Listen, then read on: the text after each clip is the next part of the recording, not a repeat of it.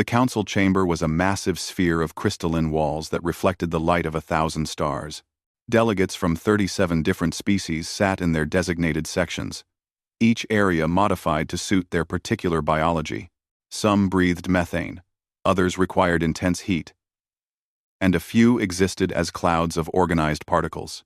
The humans sat in a modest corner, breathing the same oxygen-nitrogen mix that sustained a dozen other carbon-based species. Ambassador Taemin Kim stood at the central platform, his hands clasped behind his back in a posture of respectful attention. He wore a simple dark suit that seemed almost boring compared to the elaborate garments and natural displays of other delegates. His face carried a gentle smile, the kind that put others at ease. He had been speaking for 20 minutes about trade route disputes, and somehow, impossibly, both sides were nodding in agreement. The Krenax Empire requires access to the Helios Belt for mineral extraction, Taemin said, his voice calm and measured. The Pollux Coalition needs safe passage through the same region for their merchant vessels.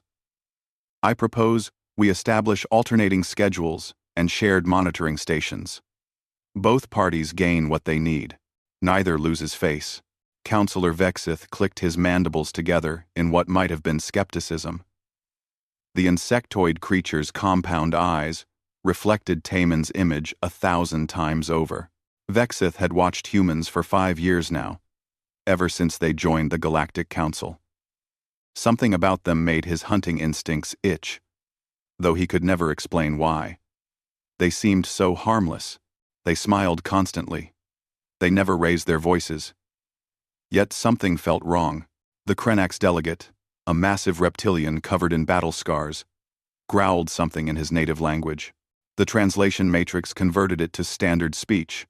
The Krenax do not share territory with merchants and cowards. Taemin's smile never wavered. Of course. That's why the monitoring stations would be jointly operated. You would have equal authority. Your warriors would work alongside Pollux security. It shows strength, not weakness. It shows you are confident enough to allow others to witness your operations because you have nothing to hide. The Krenax delegate paused. Vexith noticed how Taemin had shifted the proposal's framework in a single breath. He had turned cooperation into a display of dominance. The Krenax warrior was actually considering it. Across the chamber, Captain Haejin Park stood with 3 other humans, all wearing the simple gray uniforms of diplomatic security. She looked relaxed, almost bored. Her hands hung loosely at her sides, but Vexith noticed that her eyes never stopped moving. She tracked every delegate, every entrance, every shadow. Her team did the same, spacing themselves at precise intervals around the human section. They looked like decorative guards, but they moved like something else entirely. High Arbiter Quellion, an energy being that appeared as a vaguely humanoid shape of pale blue light, floated above the proceedings. The human proposal has merit. We shall vote on implementation next session. This hearing is adjourned. As the delegates began to disperse, Vexith watched Taemin interact with various species. The human touched arms with the Pollux merchant prince, a gesture of friendship in their culture. He bowed slightly to the Krenax warrior, a sign of respect without submission. He knew every custom, every subtle signal, too perfectly, Vexith thought. Later, in his private quarters, Vexith accessed Earth's admission records to the Galactic Council. The files were surprisingly thin for a species that had achieved faster-than-light travel. Their technological history was well documented. Their cultural achievements filled volumes. But their military records were almost non-existent. A small note appeared at the bottom of several files. Historical documentation sealed per diplomatic agreement. Not relevant to council membership.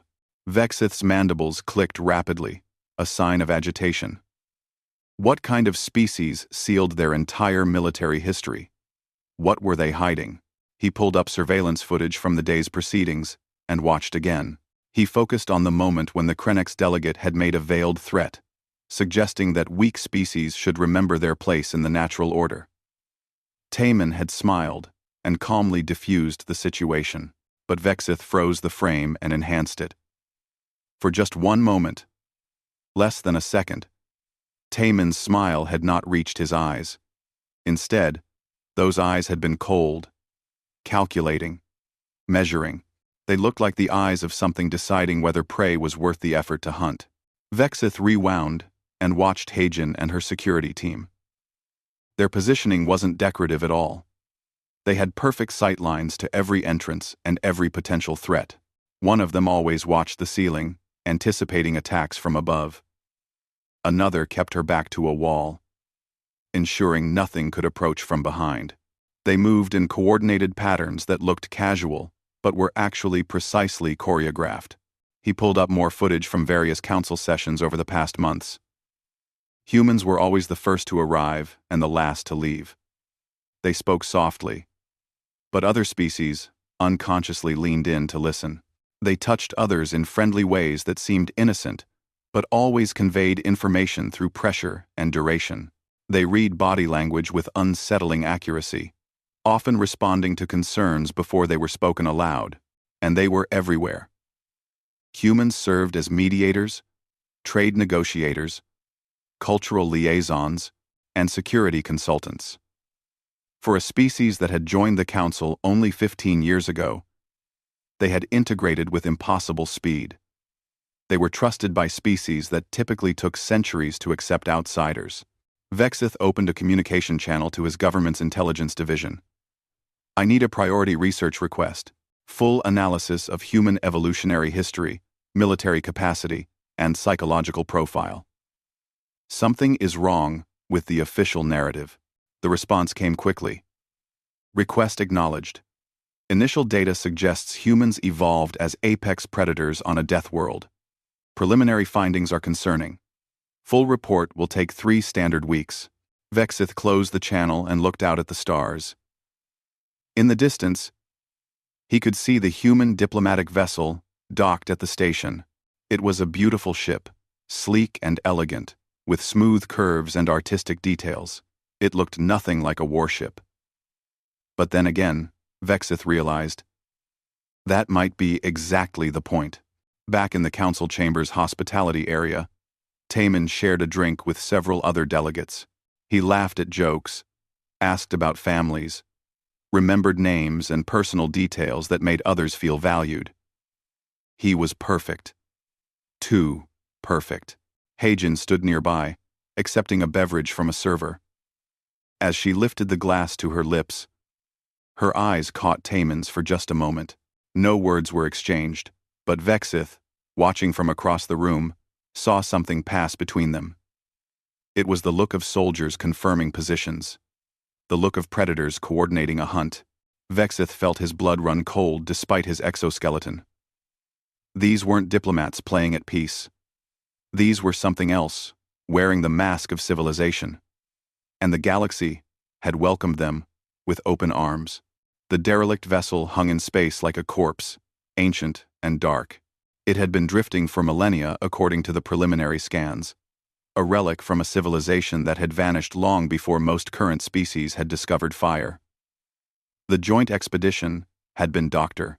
Jiho Kang's idea. The human xenoarchaeologist had practically vibrated with excitement when the council approved the mission. "This is incredible," Jiho said over the comm system, his voice full of boyish enthusiasm. "The architectural patterns suggest this predates the Valix dynasty by at least 3,000 years. We might be looking at one of the founder races." Lieutenant Minho Choi walked beside him, carrying scanning equipment and looking like any other military escort. He smiled at Jiho's excitement and nodded politely to the other expedition members. There were 12 researchers in total, representing 8 different species. Captain Vesh, an avian with brilliant blue feathers, commanded the expedition ship. Scientist Threx, a reptilian with deep green scales, served as the senior xenobiologist. They moved through corridors that had not felt footsteps in thousands of years. Emergency lighting flickered on as they passed, triggered by their movement and body heat. The ship's systems were still partially functional, powered by something the researchers could not yet identify. "The preservation is remarkable," Threx said, his forked tongue tasting the air. "Minimal decay. almost as if it was designed to wait for discovery. Jiho knelt beside a wall panel, his fingers dancing over the controls of his scanner. The symbols here are beautiful.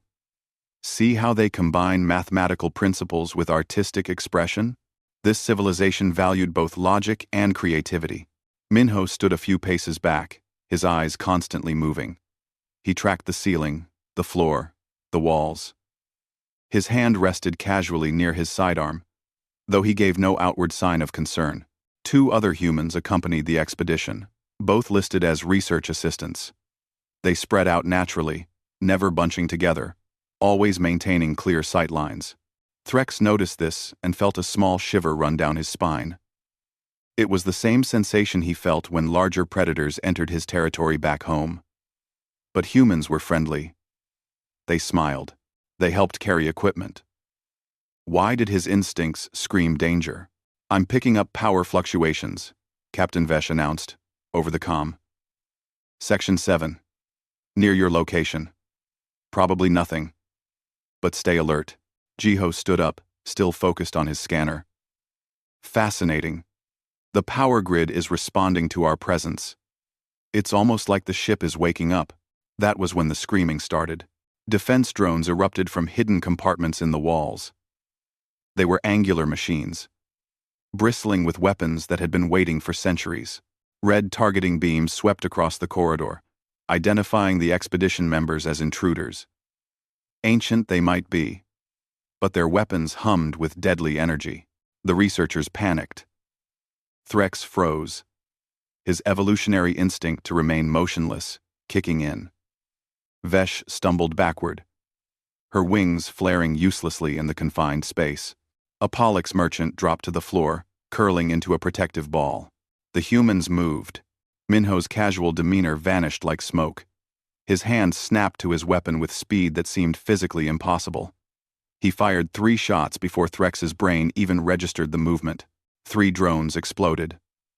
The other 2 humans moved in perfect synchronization, placing themselves between the researchers and the remaining threats. They did not shout. They did not panic. They simply executed. Jiho, the friendly archaeologist, rolled behind cover with the fluid grace of a trained soldier. He pulled a device from his equipment pack and threw it at a cluster of drones. The electromagnetic pulse fried their circuits instantly. "Section 7 clear," Minho said calmly. "Moving to secure Section 8. More drones poured into the corridor. The ancient ship had apparently cataloged them all as threats and activated its entire defense network. Threx watched in frozen horror as the humans transformed before his eyes. Their movements were economical and precise. They called out positions and targets in clipped sentences. They covered each other without hesitation. One of the research assistants, a young woman named Sumi, vaulted over a fallen drone and disabled a wall turret with her bare hands. She moved up the wall itself, using handholds and protrusions that Threx had not even noticed existed.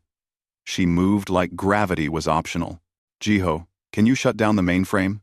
Minho asked while firing at an advancing group of drones. "Give me 30 seconds, Jiho replied. He was already at a central console, his fingers moving across alien controls with confident familiarity. "The security protocols are ancient, but logical. I can override them if you keep those things off me." "You have your 30 seconds, Minho said. He stepped into the open, drawing fire from every remaining drone. They all focused on him. And in that moment of distraction, Sumi and the 3rd human eliminated them with surgical precision. Jiho entered a final sequence. The drones froze, their weapons powering down. The emergency lighting shifted from red to amber. Mainframe secured. Defense grid offline. The entire engagement had lasted 1 minute and 40 seconds.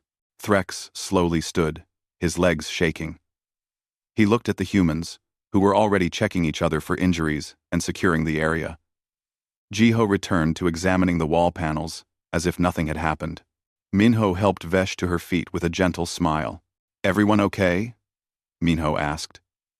His voice was kind again, concerned, like he had not just moved through a killing field with the efficiency of a natural disaster. Threx found his voice.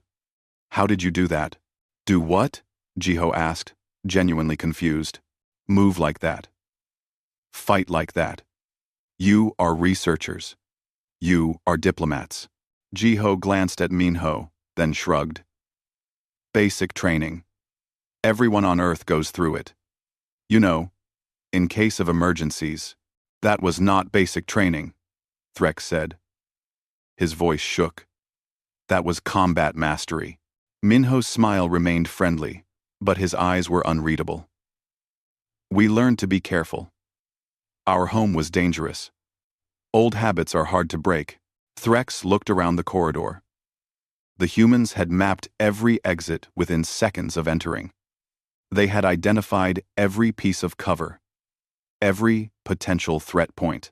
Even now, they positioned themselves to respond to attacks from any direction. And they did it all, while appearing relaxed and harmless. Later, back on the expedition ship, Threx found Vesh in the command center. The avian captain stared at surveillance footage from the derelict vessel, watching the engagement over and over. Did you see their eyes? Vesh whispered. In the darkness, when the emergency lights flickered, their eyes reflected the light, like predators hunting at night. Threx had seen it too. For a moment, in the red emergency lighting, the human's eyes had shone with an eerie reflective quality. A biological adaptation for hunting in low light. They have a switch, Threx said quietly. They can turn it on and off. One moment they are friendly and helpful. The next moment they are something else entirely. And then they switch back, like nothing happened. Should we report this? Vesh asked. Report what? That they saved our lives? That they are good in a crisis? Threx shook his head. We knew humans came from a dangerous world. We knew they evolved as hunters. We just did not understand what that really meant. In the human quarters, Jiho sat with Minho and Sumi, reviewing the day's findings. Archaeological data covered multiple screens. Jiho was excited again, pointing out details and making connections. This civilization had remarkable defensive technology, he said happily. I cannot wait to write this up. Minho smiled and nodded, encouraging his friend's enthusiasm. But Sumi caught his eye and made a small gesture. Threat assessment complete. No witnesses to sanitize. Situation contained. Minho nodded almost imperceptibly. They were good at this. They had been pretending to be civilized for so long that sometimes even they almost believed it. The explosion tore through Station Harmony's eastern docking bay at 0847 station time. Alarms shrieked through corridors as bulkheads automatically sealed, containing the damage. In the council chamber, delegates looked up in confusion and growing fear. Some had never experienced violence before. Their civilizations had evolved past such things millennia ago. Taemin Kim stood from his seat with measured calm. Everyone, please remain in your sections. I am sure this is just a technical malfunction. The chamber doors exploded inward. Armed figures in black armor poured through, weapons raised. They moved with military precision, spreading out to control the space. Their leader, a massive Krenax mercenary, stepped forward. His armor was decorated with symbols that made several delegates gasp in recognition. The Purity Front. Extremists who believed only the strong species deserved a place in galactic civilization. Nobody move, the leader snarled. You are all hostages now. Weak species will be expelled from the council or die. Starting with the humans. Taemin remained standing, his face showing polite confusion. I am afraid there has been a misunderstanding. Perhaps we can discuss this peacefully? The mercenary laughed. Humans, always talking, always smiling. You are the weakest of all. Prey animals pretending to be important. He aimed his weapon at Taemin. On your knees, diplomat. Vexith watched from his section, his entire body tense. He had been studying humans for months now. He had seen the reports from the derelict ship. He knew something about humans that these terrorists clearly did not, and part of him wanted to shout a warning. Taemin slowly raised his hands in apparent surrender. Across the chamber, Captain Haejin Park and her security team also raised their hands. They looked frightened, harmless, like civilians caught in violence beyond their understanding. But Vexith saw it. The moment when Taemin's pleasant expression finally dropped, it did not change to fear. It changed to something else entirely. His eyes went flat and cold. His posture shifted subtly. He looked like a different person. He looked dangerous. On your knees. The mercenary repeated. Taemin's voice came out different now. Quieter, harder. No. The mercenary moved to strike him with his weapon. Taemin moved faster. His hand caught the weapon and twisted it aside with strength that should have been impossible for his frame. His other hand struck the mercenary's throat with surgical precision. The massive Krenex dropped, gasping for air. Everything happened at once. Haejin's frightened security team exploded into action. They moved with inhuman speed, their casual diplomatic cover evaporating like morning dew. One of them disarmed 3 terrorists before they could react. Another vaulted over a seated delegate and took down 2 more with brutal efficiency. They moved like wolves, coordinated and merciless. Throughout the chamber, civilians revealed themselves as something else. The friendly human trader, who always had a kind word, turned out to be a combat specialist. The cultural liaison moved with the grace of a trained killer. The maintenance worker who fixed atmosphere processors produced weapons from hidden compartments and began neutralizing threats with cold precision. Unji Nam, who everyone knew as a merchant dealing in textiles, coordinated the response through a concealed communication device. Section 3, clear. Section 5, 2 hostiles remaining. Section 7, watch the high ground. She was not a merchant. She had never been a merchant. She was an intelligence operative, and she had been on Station Harmony for 3 years, waiting for exactly this kind of situation. The terrorists realized too late that they had made a terrible mistake. They had expected frightened diplomats. They found soldiers wearing diplomatic masks. The humans did not just fight back. They executed a counter-assault that was planned, rehearsed, and devastating. Taemin moved through the chamber like violence given form. He disarmed opponents with movements too fast to follow. He protected other delegates, pulling them to safety while simultaneously engaging multiple threats. The pleasant smile was gone. The careful diplomat had vanished. What remained was something that had evolved to hunt. A terrorist managed to grab Vexith, using him as a shield. Stay back or the bug dies. Taemin's eyes locked onto the terrorist's position. He calculated angles, distances, vulnerabilities. Vexith could see it happening in real time. Then Haejin was there, coming from an angle the terrorist could not cover. She disabled him in 2 moves, carefully ensuring Vexith was not harmed. "Stay down, counselor," she said politely. Then, she was gone. Moving to the next threat. The station's alert system announced incoming ships. Unidentified vessels approaching. Human signatures detected. From the viewing port, Vexith could see human warships materializing from faster-than-light travel. They were already in formation, weapons hot, prepared for immediate combat. They had been waiting nearby, close enough to respond in minutes. The humans had positioned military assets near the council station, and nobody had known. Commander Daeho Sung's voice came over the open channel. "This is the Human Defense Fleet. Terrorists on Station Harmony. You are surrounded. Surrender immediately, or be destroyed." Inside the chamber, it was already over. The terrorists lay unconscious, or restrained, disarmed, and defeated.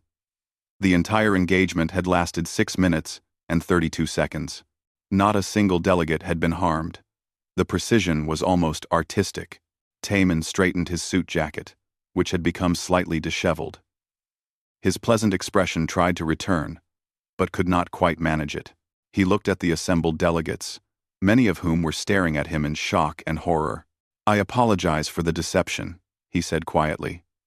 "But we could not allow you to be harmed." The chamber doors opened, and more humans entered, But these wore military uniforms openly. They moved with the same lethal grace, securing the area and attending to the detained terrorists. One of the captured mercenaries stared up at Daeho Sung with dawning understanding. "You are not diplomats," the mercenary whispered. Daeho looked down at him with cold eyes. "We are diplomats. We are also soldiers. We are also intelligence operatives. We are whatever we need to be to survive." He leaned closer. "You made a mistake. You threatened our friends." Vexith slowly stood, his legs unsteady. He looked at Taemin, at Heijin, at the dozens of humans who had just revealed themselves as something other than what they claimed. All around the station, civilians were coordinating with military personnel. Traders became tactical officers. Cultural liaisons became intelligence analysts. The friendly humans who had integrated so perfectly into council life had been warriors all along. High Arbiter Quellion materialized, their energy form flickering with distress. "Ambassador Kim, you have some explaining to do." Taemin nodded slowly. "Yes. I expect we do." Around the chamber, the other delegates began to understand. Humanity had not peacefully joined the Galactic Council. Humanity had infiltrated it. Every smile had been calculated. Every friendship had been strategic. Every diplomatic success had been the result of tactical analysis perfected over millennia of warfare. The humans were not prey animals learning to survive among the stars. They were apex predators who had learned to wear the mask of civilization so well that everyone had believed it. And now the mask had slipped, and the galaxy was seeing what humanity actually was. Vexith felt his mandibles click together in what might have been fear or might have been respect. "How long?" he asked Taemin. "How long have you been preparing for this?" Taemin met his eyes. "Since the day we first made contact. We knew the galaxy could be dangerous. So we prepared for every possibility. We hoped for peace. But we prepared for war. You lied to us. We omitted information. There is a difference." Taemin's voice was calm but carried an edge now. "We never lied about wanting peace. We just did not mention that we are very good at war too." The station's systems stabilized. Medical teams attended to shocked delegates. Human soldiers moved with professional efficiency, securing evidence and processing prisoners. They were polite, even gentle. But nobody could forget what they had just witnessed. Nobody could unsee the truth. The emergency council session convened 3 days after the attack. The chamber felt different now.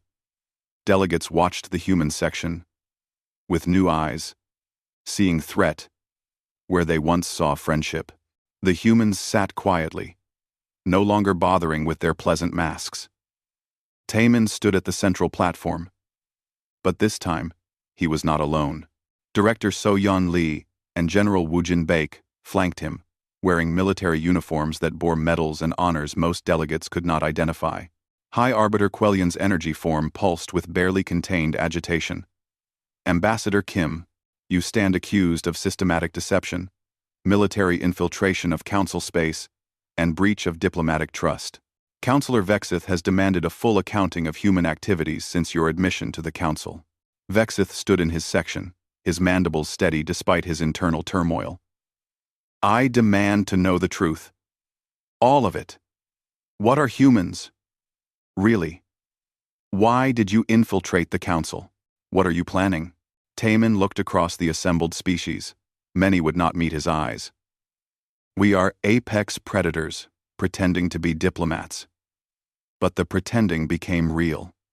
We genuinely want peace. We just forgot to mention that we are terrifyingly good at the alternative." "That is not sufficient," Vexith said. "Your entire species presented yourselves as peaceful traders and cultural ambassadors. Yet you positioned military assets throughout council space. You embedded intelligence operatives in civilian roles. You deceived us all." Director Soyeon stepped forward. She was a small woman, barely 5.5 feet tall, but something about her presence made even the largest delegates uncomfortable. "Councillor Vexith is correct.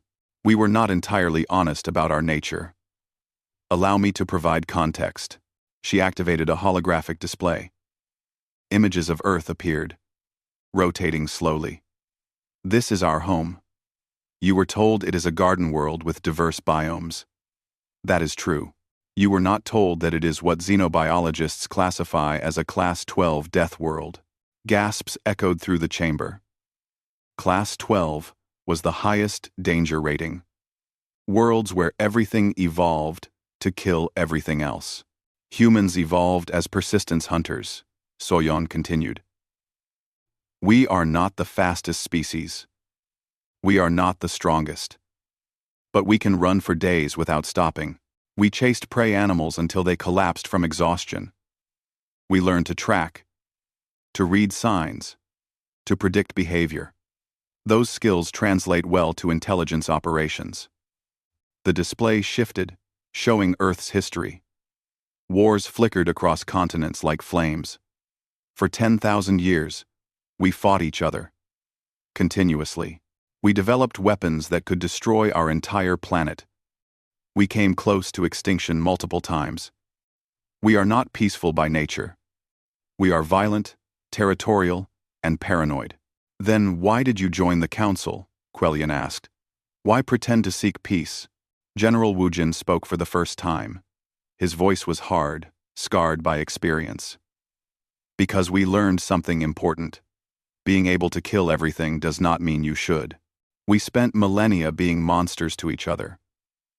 When we finally achieved space travel, and found you all, we saw a chance to be something better. He gestured to the holographic display, which now showed human diplomatic efforts throughout Council space. There are pirates, terrorists, hostile empires. We knew that peaceful species would be vulnerable. So, we made a decision. You decided to protect us without our knowledge or consent, Vexith said accusingly. Yes, Woojin said simply. Because you would not have accepted our help if you knew what we really were. You would have seen us as threats. Soyeon brought up new data. In the 15 years since joining the Council, human intelligence operatives have identified and neutralized 17 major terrorist plots. We stopped 3 attempted coups. We provided early warning of 6 pirate raids. We shared military intelligence that saved thousands of lives. You never knew, because we did not want credit. We wanted you safe. End quote. You had no right, another delegate said. A floating jellyfish-like creature pulsed with bioluminescent anger. You made decisions for all of us. You manipulated us. Taemin spoke again. You are correct. Every human you met on this station, in Council space, anywhere we established presence, had military training. Every civilian is a soldier. Every diplomat is a combat veteran. That is not because we are militaristic. It is because on Earth, you learn to fight, or you die.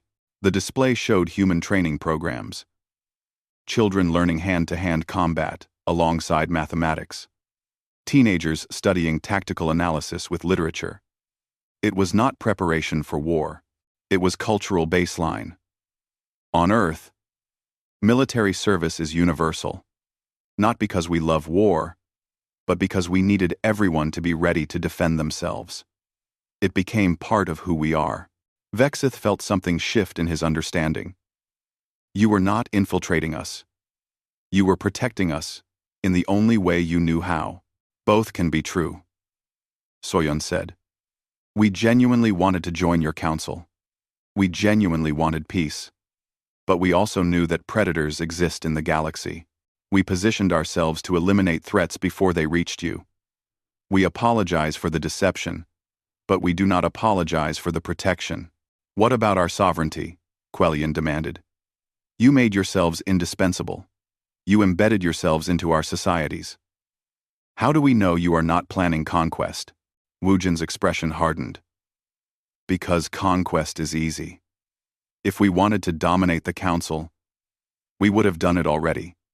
You saw what a dozen humans did to 40 trained terrorists. Imagine what our full military could do. But we do not want domination. We want allies.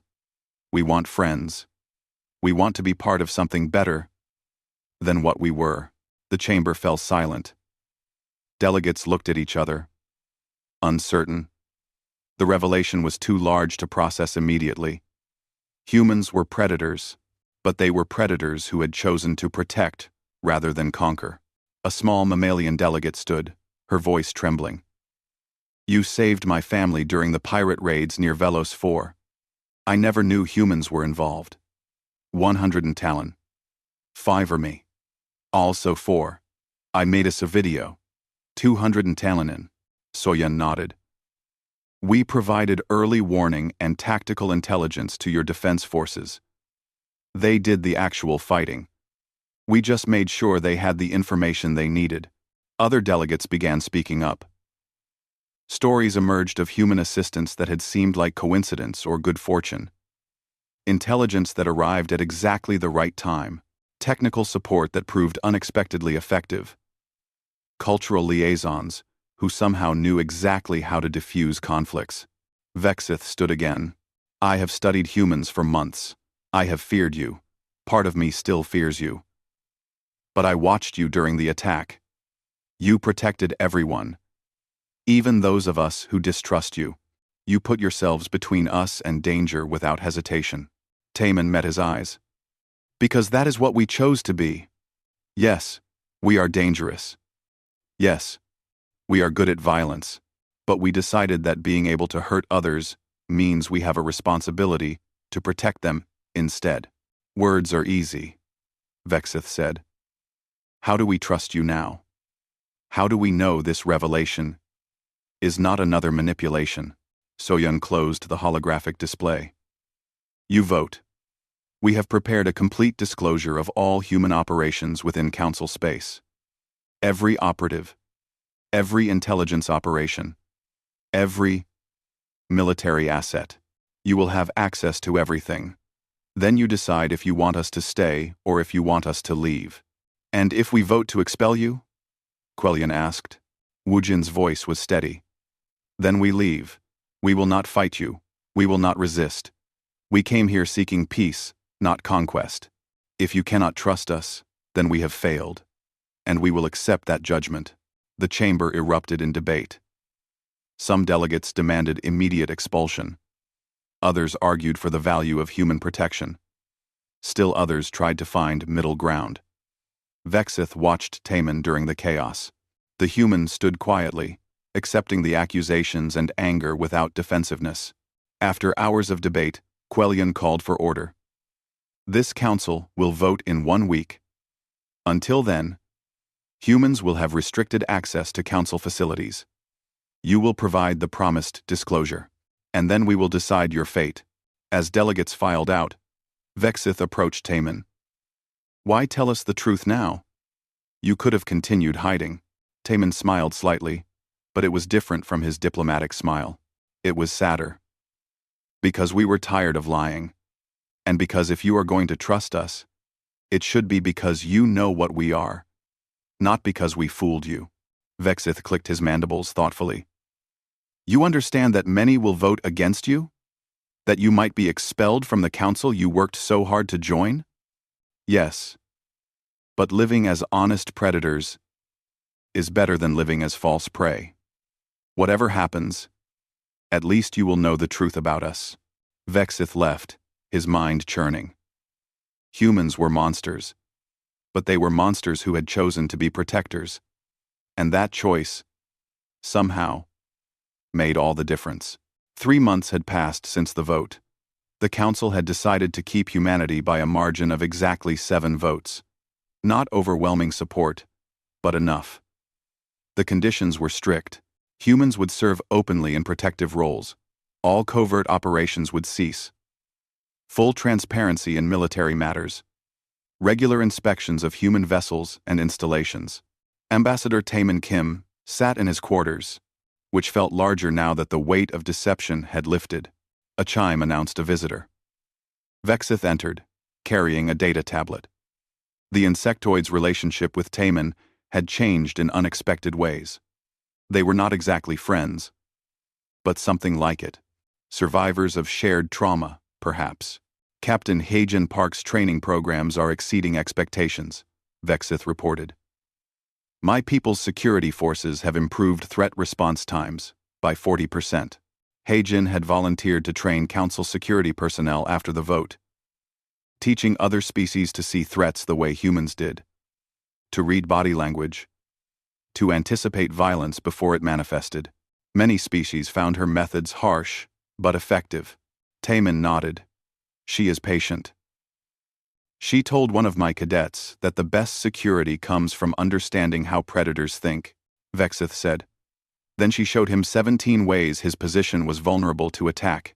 He did not sleep well that night. Fear makes you careful. Careful keeps you alive. Taman smiled slightly. It is a very human philosophy. Tay. 1. Tay. Tay. Tay. Vexith settled into a chair designed for his body structure. I never thanked you properly for saving my life during the attack. You thanked me 6 times already. I know. But I was one of your harshest critics. I demanded your expulsion. Yet when that terrorist grabbed me, you and Hejin responded without hesitation. You protected someone who wanted you gone. Taman looked at his old friend. Because somehow Vexith had become that. That is what we do. Protecting people is not conditional on them liking us. Before Vexith could respond, alarms began shrieking through the station.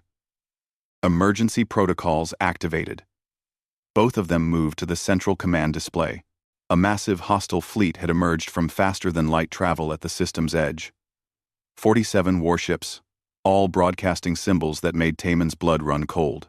The Kresh Dominion. A militaristic empire that had been expanding aggressively for decades.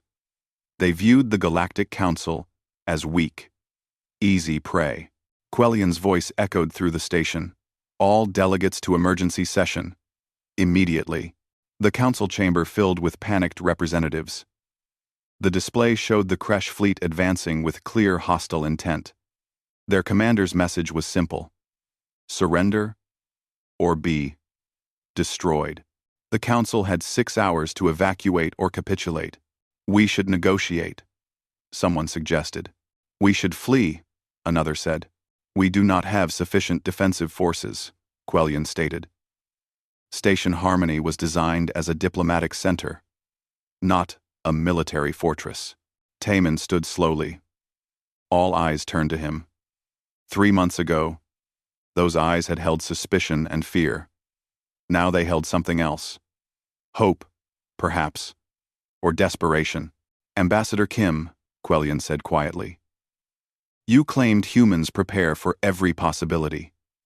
Did you prepare for this? Taman looked around the chamber. At species who had voted to keep humans despite their fear. At species who had voted against but accepted the decision. At Vexith, who nodded slightly. We did, Taman said. Would you like to see what humanity can do when you ask us to protect you openly? The chamber erupted in arguments. Some delegates insisted they negotiate. Others demanded retreat. But a growing number looked at the humans and saw the only viable option. Vexith stood. I vote we authorize humanity to lead our defense. The vote was faster this time. 31 for, 6 against. Enough. Taman activated his communication device. Director Soyun, you have authorization. Show them everything. Throughout council space, human assets revealed themselves. Not just the military vessels that had been disclosed after the vote, but the full extent of human preparation. Defense platforms that had been disguised as sensor arrays. Weapons systems integrated into civilian stations. Intelligence networks that spanned dozens of systems. Ambassador Ji-Won Yoon appeared on the display, broadcasting from the human military command ship. Where Taman had been the diplomatic face, Ji-Won was pure military authority. Kresh Dominion Commander, this is Ambassador Ji-Won Yoon of the Human Defense Fleet. You are targeting our allies. We strongly advise you to reconsider. The Kresh commander laughed. Humans. We heard you played soldier. 47 warships. Against your tiny fleet. We outnumber you 6-1. Numbers are not everything, Jiwan replied calmly. But if you need a demonstration, we can provide one. A human stealth ship materialized directly behind the Kresh flagship. It had been there the entire time, undetected. A single warning shot disabled the flagship's primary weapons array without destroying the ship. The precision was surgical. We have 17 more stealth vessels in position, Jiwan continued. Each one can disable your ships before you know they are there. We do not want to kill you, but we will protect the Council. More human vessels dropped out of faster-than-light travel. Not 6 ships, not 12. 83 warships, all bearing designs that made military analysts gasp. These were not exploration vessels with added weapons. These were purpose-built warships, incorporating technology decades ahead of galactic standards. In the council chamber, delegates watched in stunned silence. This was not just preparation.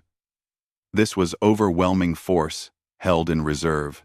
You lied about your military capacity, someone whispered. No, Taman said quietly. We disclosed our defensive fleet as agreed. These are reinforcements from Earth. We told you we could protect you. We never said we showed you everything. The Kresh commander's voice had lost its arrogance. This is impossible. Intelligence reports said humans were minimal threat. Your intelligence was based on what we wanted you to see, Jiwan replied. We are apex predators who evolved on a death world. We spent 10,000 years perfecting warfare.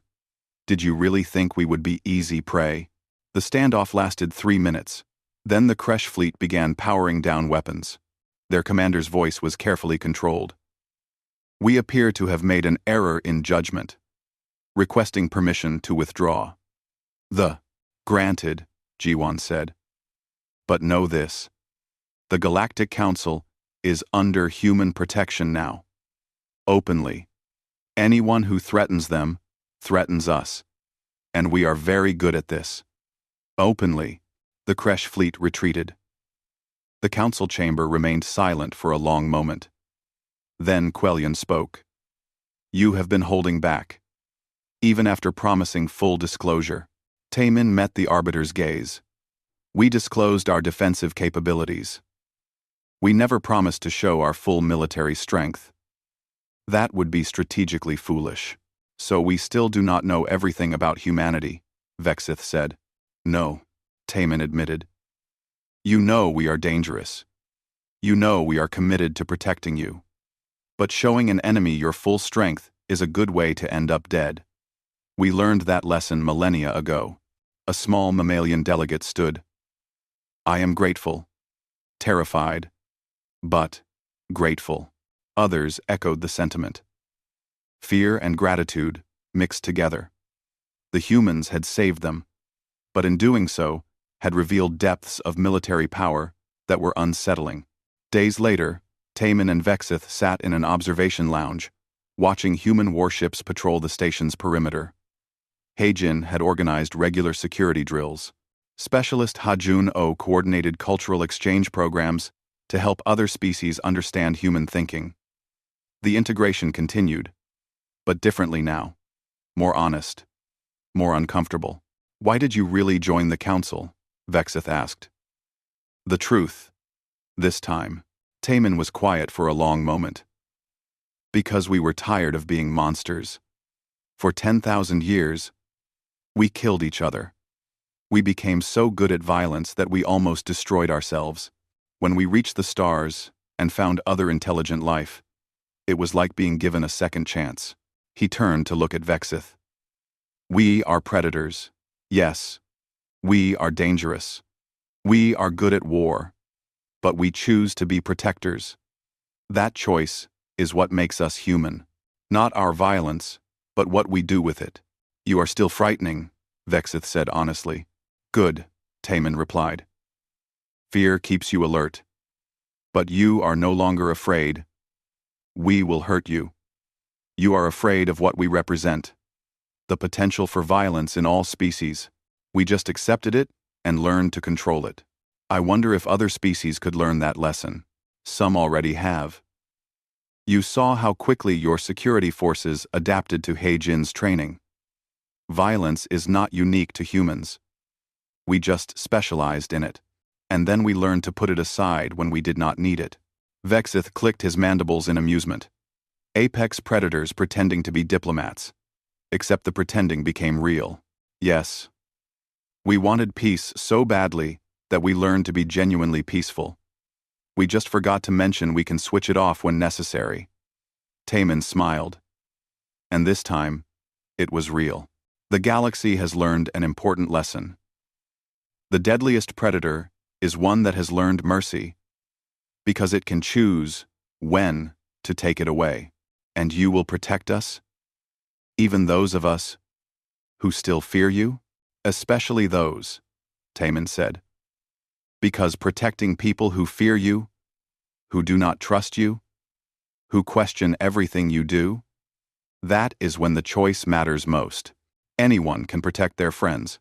True strength is protecting those who doubt you.